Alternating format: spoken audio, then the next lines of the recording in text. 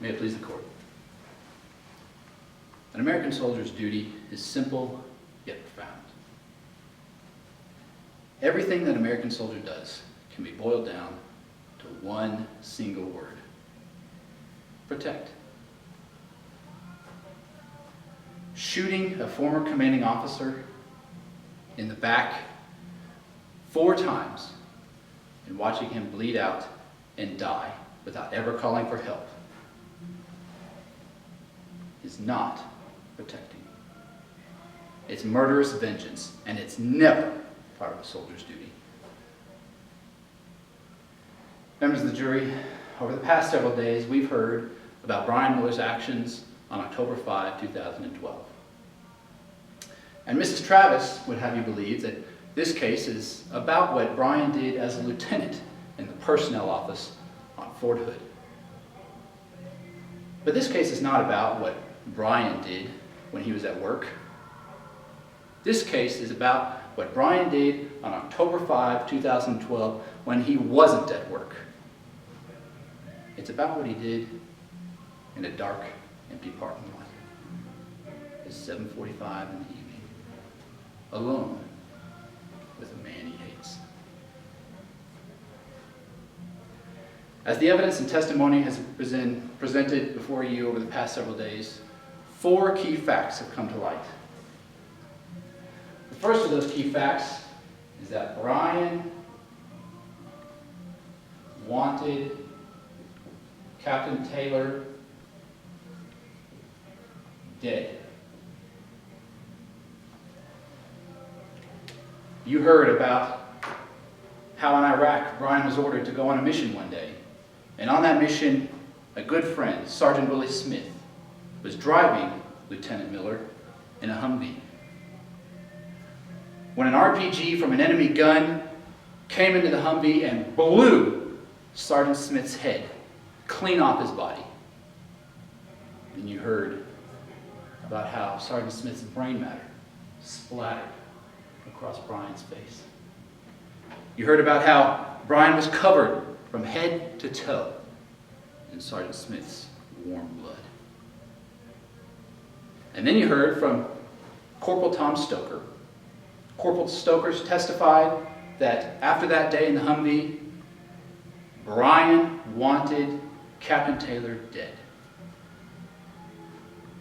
But this was Iraq, and this was wartime. Brian was a lieutenant, and Bob Taylor was a captain, Brian's commanding officer.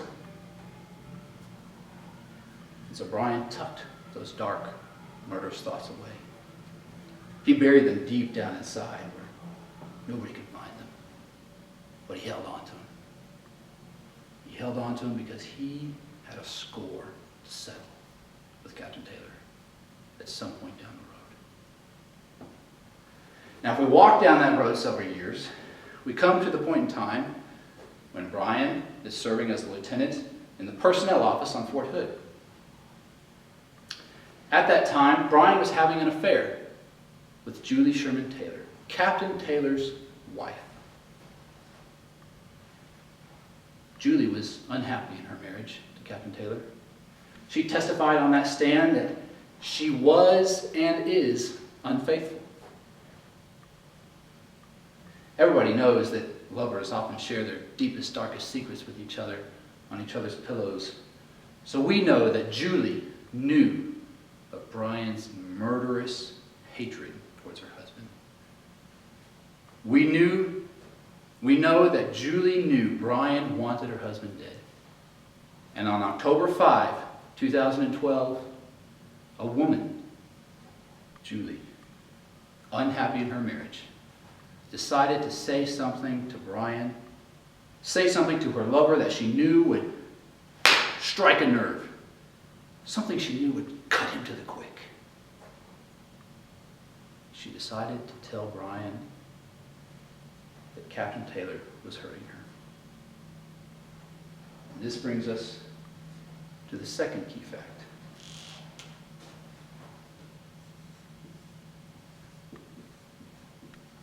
No formal complaint.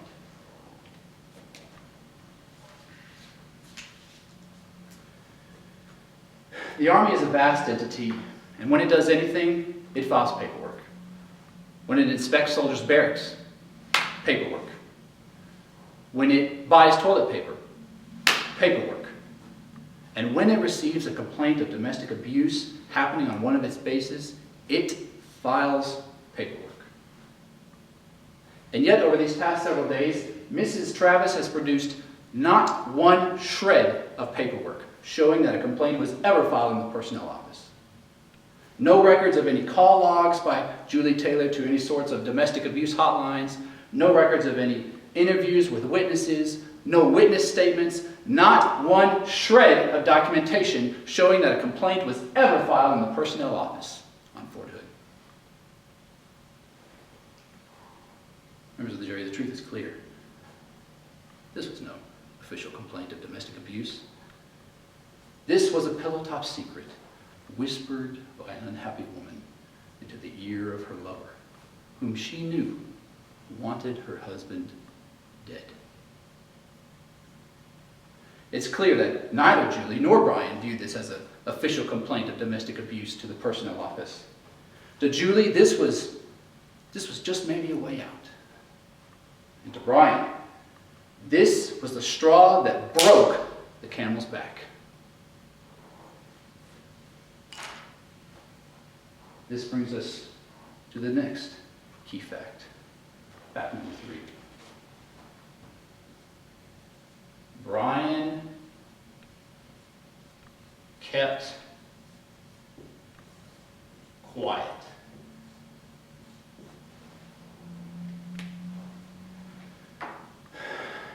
What Brian does after being told that the man whom he hates is hurting the woman whom he loves is interesting. What he does next is he takes Captain Taylor's gun, Captain Taylor's personal firearm, and he steals it. He takes it with him when he leaves Julie's house that day. And then he goes back to work. Goes back to his job in the personnel office, where his duties in that office require him to investigate complaints of domestic abuse. But what does he do? He files no paperwork. He doesn't tell anybody else in the personnel office about what Julie told him. He doesn't try to contact Captain Taylor for an interview. He doesn't write down anything that Julie told him. And even though he took and had Captain Taylor's pistol, he did not put it in the evidence locker at work, and he told nobody at work that he had the gun.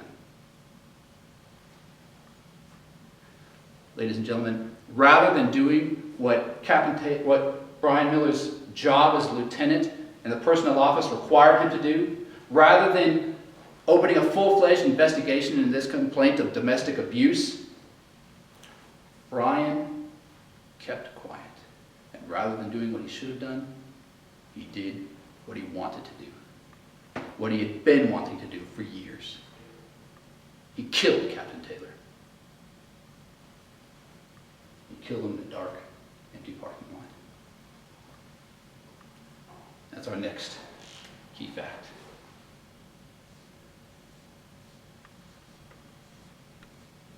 Place. Now, it's true that Brian shot and killed Captain Taylor on a parking lot on Fort Hood Army Base. And Mrs. Travis would have you believe that just because Brian chose to kill Captain Taylor on the Army base means that Brian's actions were somehow part of his job in the personnel office. They were somehow part of the course and scope of his duties to investigate complaints of domestic abuse. Members of the jury, it's a sad fact of life that crimes still occur on Army bases. And you know what? The Army knows this too. On the Army base, you can call the police if you see a crime. The Army has a 911 line. The Army has ambulances you can call. The Army even has a division called the Criminal Investigative Division, a division specifically tasked with investigating crimes that occur on Army bases. And you know what? You know who Brian Wheeler called after he gunned down Captain Taylor in that dark parking lot? He didn't call the police. He didn't call 911. He didn't call an ambulance to come save Captain Taylor's life. He called the Criminal Investigative Division, a division that's supposed to investigate crimes on an army base, and Brian reported what he had just done.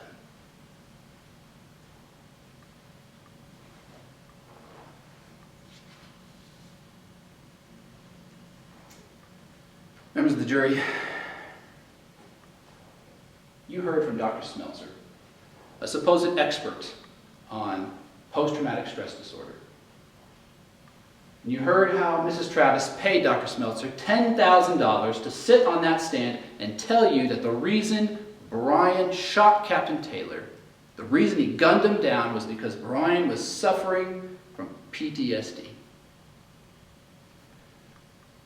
But ladies and gentlemen, after administering a 567-question test to Brian, this expert concluded that Brian was suffering no confusion, no suspiciousness, no interpersonal withdrawal, no unusual depression, and no unusual thinking. Ladies and gentlemen, the truth is clear. Brian was not suffering from PTSD that night when he killed Captain Taylor. And I think Mr. Robbins said it best when he said that Brian's killing of Captain Taylor was cold-blooded.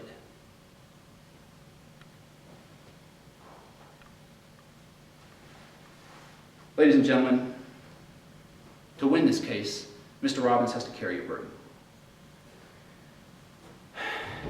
He must prove to you that when Brian shot Captain Taylor 4 times and let him bleed out and die without calling for help, that it's more likely true than not that Brian was acting in the course and scope of his job in the personnel office. Members of the jury, if you keep these 4 facts in mind: Brian wanted Taylor dead, no formal complaint, Brian kept quiet, and it was a dark, empty parking lot. Keep those 4 facts in mind. It's clear that Mr. Robbins has not met his burden. Now, the judge has already instructed you on the law, and when you go back to the jury room to deliberate, you're going to go through several questions. And the first question you're going to come to is, was the Army vicariously responsible for Brian's actions on October 5, 2012? It's true that Brian was an employee. He was a lieutenant in the United States Army. But was it within the course and scope of his job to shoot Captain Taylor in the back? Was it within the course and scope of his job to shoot him not once, not twice, not 3 times, but 4 times? And was it within the course and scope of his job to watch as Captain Taylor breathed his last breath on this earth, and as Captain Taylor's blood oozed from his body and stained the concrete a dull crimson? Was it within the course and scope of Brian's job not to call for help?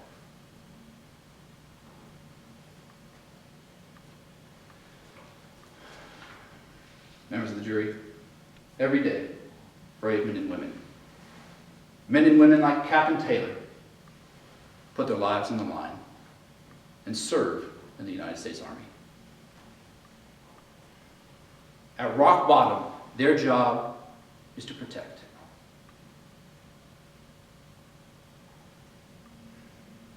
Brian had the general authority to investigate formal complaints of domestic abuse, but he had no authority to shoot his lover's husband, no authority to create a deadly love triangle, and no authority to mete out vengeance for what happened in Iraq.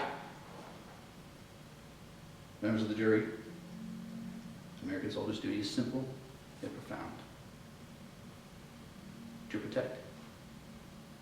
When an irate soldier shoots his former commanding officer in the back 4 times and lets him bleed out and die, that is not protecting, no matter what part of the Army one serves in.